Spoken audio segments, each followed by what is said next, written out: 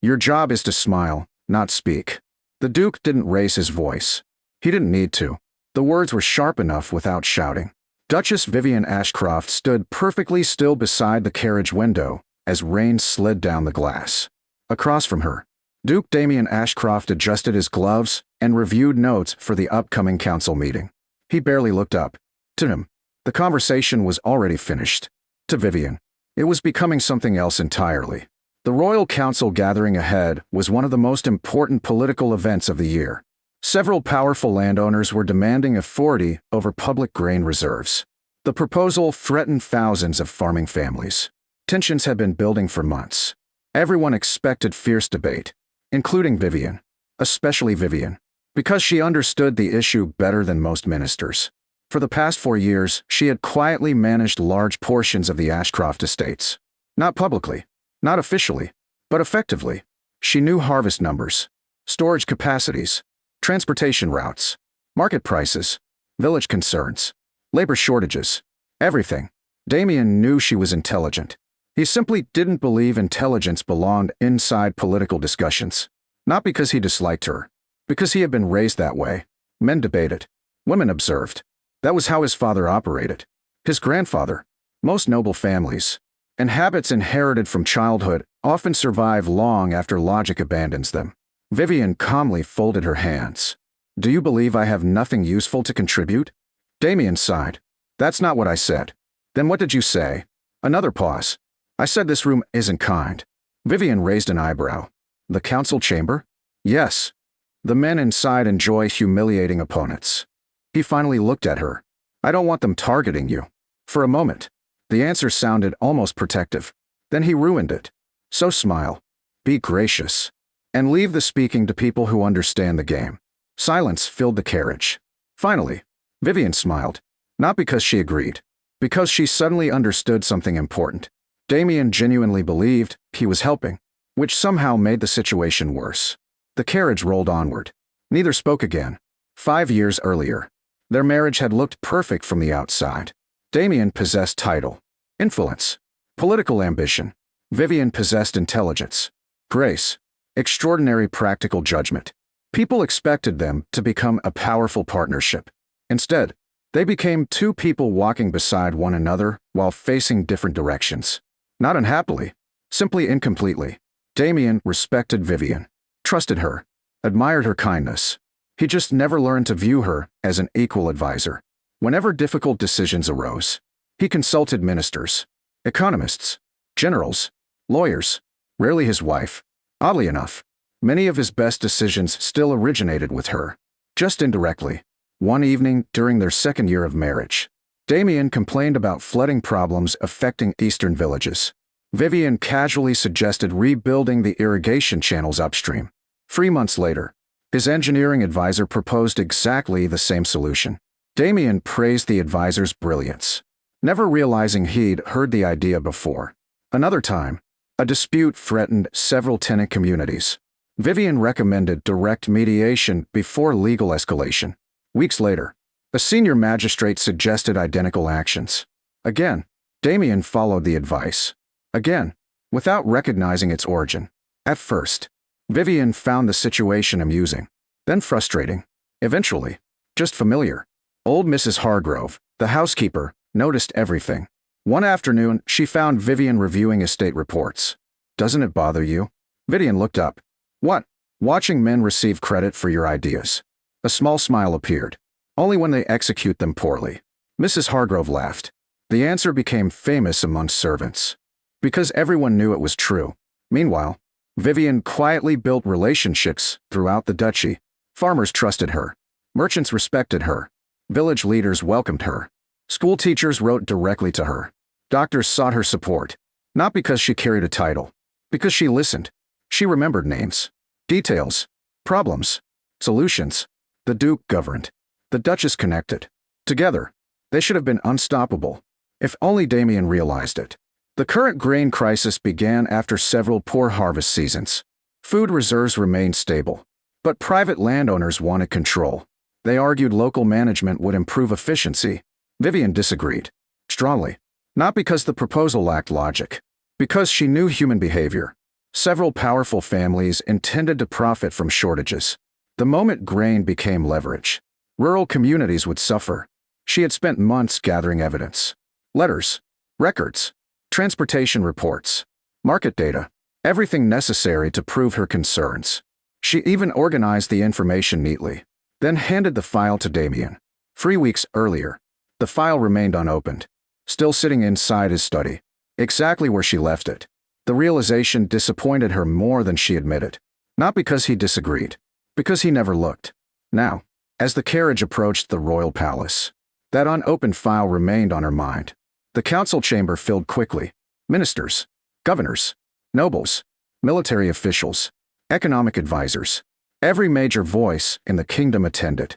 Vivian accompanied Damien inside, immediately noticing something interesting. Several delegates greeted her before greeting him.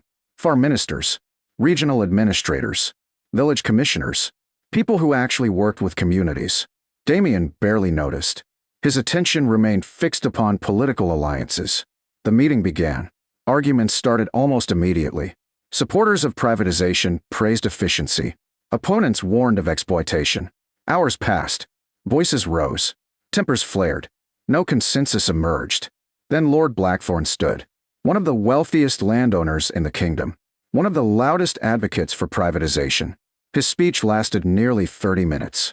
Statistics, predictions, economic models.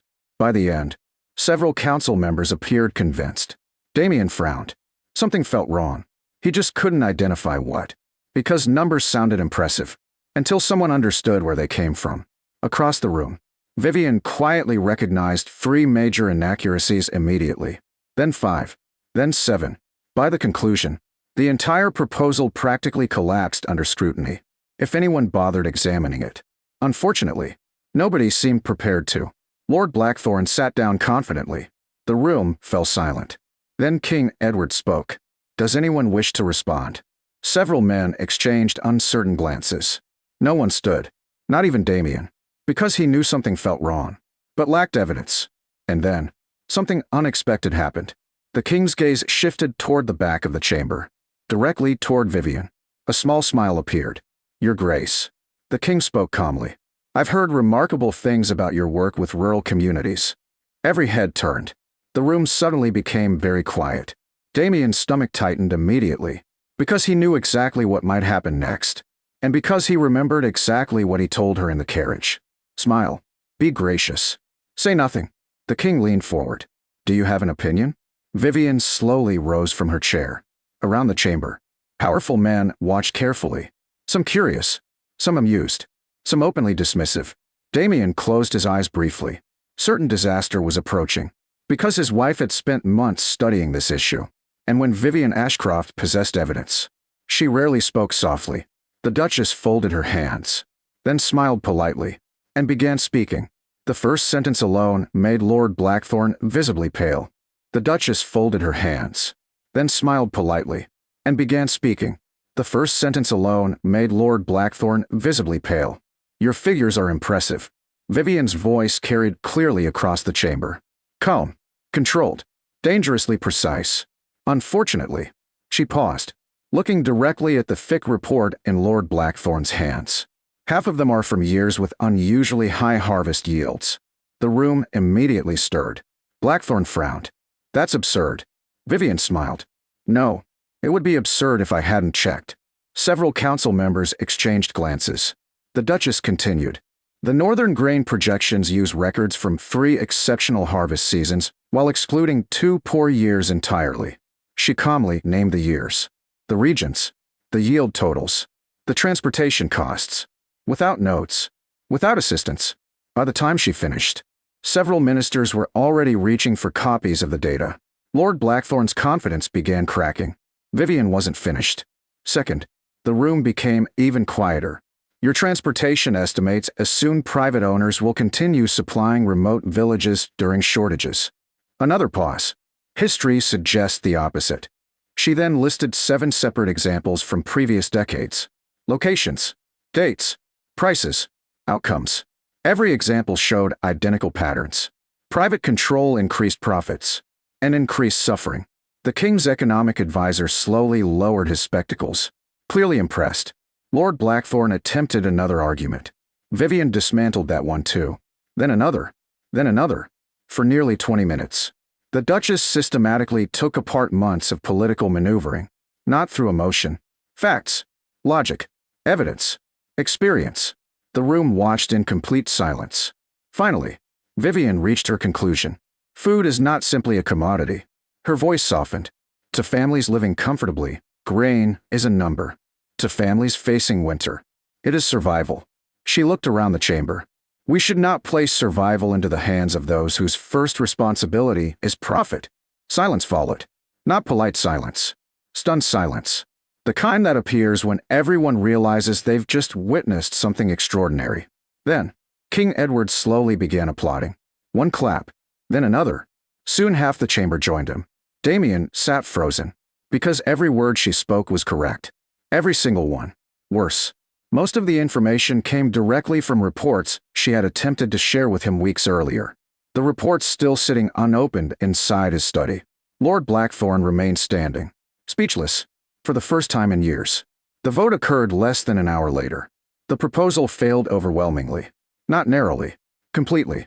By evening, news had already spread throughout the palace. Everyone discussed the Duchess, the woman who dismantled one of the kingdom's most influential landowners. The woman who knew more about grain distribution than half the council. The woman the Duke had apparently been hiding from politics for years. That final rumor particularly irritated Damien, because it sounded true. And unfortunately, it was. The carriage ride home felt very different from the journey there. Vivian sat quietly reading documents. Damien stared out the window. Eventually, he spoke. You embarrassed Lord Blackthorn. Vivian looked up. He embarrassed himself. Another silence. Then Damien laughed. Actually laughed. For the first time all day? Yes. He did. The laughter faded. A more difficult conversation remained. One neither could avoid. Finally, Damien cleared his throat. I owe you an apology. Vivian raised an eyebrow. For which part? He winced. Probably several. A tiny smile appeared. Encouraged. He continued. I told you to remain silent. Yes. I was wrong. Also yes. Damien rubbed his forehead. Could you make this easier? No. That answer almost made him laugh again. Almost. Instead, he became serious. Why didn't you ever force the issue? Vivian looked genuinely confused. What issue? Your ideas. Your advice. Your experience. She studied him carefully, then answered honestly. Because I wanted a husband, not a student. The words struck harder than she intended. Or perhaps exactly as intended. Damien looked away. For several seconds he said nothing, then quietly asked, Is that what I've become? Vivian considered. No. Then what? Another pause. A man who keeps learning the same lesson. The answer lingered. Because it was true. Over the next several weeks, something unusual happened. Damien started paying attention. Really paying attention. At first, the change seemed small. He asked questions during dinner. Listened longer. Interrupted less. Then larger changes followed. Estate meetings included Vivian. Policy discussions included Vivian. Economic reviews included Vivian. Not because she demanded participation, because excluding her suddenly seemed ridiculous. The first official council shocked everyone. A senior advisor presented a complex rural development proposal. Halfway through, Damien turned toward his wife. What do you think? The room nearly stopped breathing, because no duke asked that question publicly. Not in front of ministers. Not in front of advisors. Not in front of rival nobles. Vivian answered calmly, and improved the proposal within 10 minutes. The advisors immediately adopted her recommendations. Afterward, one elderly minister approached Damien privately. You realize she's smarter than most of us. Damien smiled. I know. The minister blinked. You say that as if it's new information. Damien laughed softly. Unfortunately, it is. Months passed. The Ashcroft Duchy began changing. Schools expanded. Food programs improved. Infrastructure projects accelerated. Disputes resolved faster. Villages prospered. Not because Damien became brilliant overnight.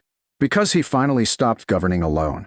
One spring afternoon, Mrs. Hargrove found Vivian reviewing reports beside an open garden window. The old housekeeper smiled knowingly. Well, Vivian looked up.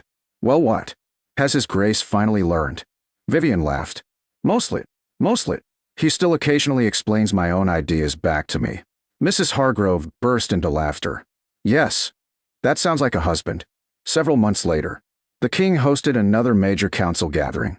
Many of the same delegates attended, including Lord Blackthorn. This time, the atmosphere felt very different. When a complicated agricultural issue emerged, the room instinctively looked toward one person. Vivian. Not the king, not the ministers, not the landowners. Her. She noticed immediately, as did Damien. The king smiled. Your Grace. Vivian rose. Before she could speak, Damien stood first. The room looked confused, including Vivian. Damien smiled, then addressed the chamber. I've learned something valuable this year. Curious silence followed. He continued. For a long time, I believed wisdom belonged to those who spoke the loudest. Several ministers looked uncomfortable. Then I married someone who kept proving me wrong. Laughter rippled through the chamber. Even Vivian smiled. Damien turned toward her. Not as a ruler, not as a superior, as a partner. Your Grace. The floor is yours. The respect in those 4 words meant more than any apology, more than any speech. Because recognition always matters most when it changes behavior. Later that evening, as they traveled home beneath a sky filled with stars, Damien reached for her hand. You know something? What? He smiled. I agreed with every word. Vivian laughed. Today? No. Months ago. In the carriage. She looked at him curiously. Then why didn't you listen? Damien sighed dramatically. Because I was being an idiot. Vivian nodded thoughtfully. A surprisingly accurate diagnosis. He laughed. And this time, so did she. Because real love isn't built when one person finally becomes right. It's built when another person becomes humble enough to listen. And from that day forward, whenever difficult decisions appeared, the Duke never again told his wife to smile and remain silent. Instead, he made certain everyone else stopped talking long enough to hear what she had to say.